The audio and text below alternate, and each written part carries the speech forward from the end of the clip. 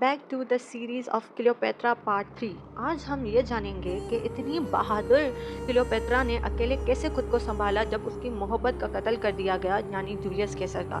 तो उसे रोम में रहकर एक डर पैदा हो गया था कि वो कैसे अब सब कुछ संभालेगी, हर चीज़ करेगी, क्योंकि उसे लगा था कि वो रोम में भी हुक्मरानी कर पाएगी। लेकिन जब उसे पता चला कि जूलियस कैसर के बाद अब जूलियस कैसर का जो बेटा है ऑक्टावियन, वो बादशाह बन गया है और वो उसे बिल्कुल पसंद नहीं करता था, तो क्लियोपेट्रा अपने बेटे कैसरियन को लेकर वापस मिस्र चली गई, क्योंकि वहाँ पर उसके अपने लोग थे और वहाँ पर उसकी अपनी आर्मी थी। कुछ वक्त बाद जो है मार्क एंथनी जो था, यानी कि वो जूलियस कैसर का वफादार सिपाही था, तो उसने क्लियोपेट्रा को दावत दी टार्सस आने की, जिसको मौजूदा दौर में तुर्की कहा जाता है। तो वहाँ पर क्लियोपेट्रा एक डेस्परेट क्वीन के साथ नहीं गई थी, बल्कि वो अपनी शान शौकत के साथ गई थी, अपने सिपाहियों को लेकर, अपनी शान शौकत दौलत सब लेकर वहाँ गई थी एज अ गिफ्ट उसके लिए। और जब उसने उसका हुस्न देखा, उसकी पॉलिटिकल इंटेलिजेंस देखी, तो मार्क एंथनी खुद भी दीवाना हो गया था इतनी खूबसूरत रानी का।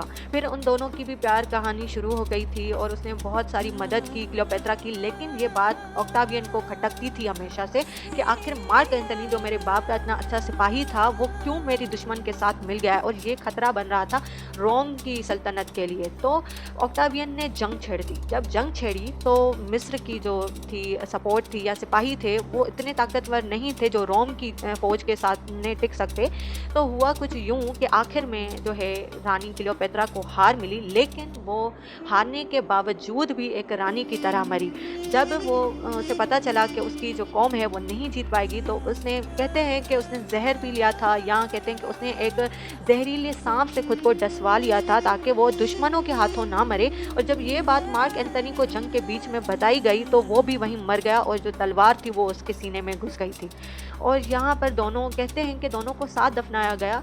लेकिन ये एक लीजेंड बन गई रानी क्लियोपेट्रा कि वो कहाँ है, अब उसकी कब्र कहाँ है, ये सब चीज़ें एक मिस्ट्री की तरह बन गई हैं, एक ऐसी चीज़ जो जिसका पता नहीं है।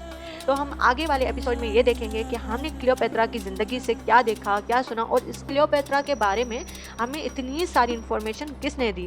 तब तक के लिए खुदा हाफिज़।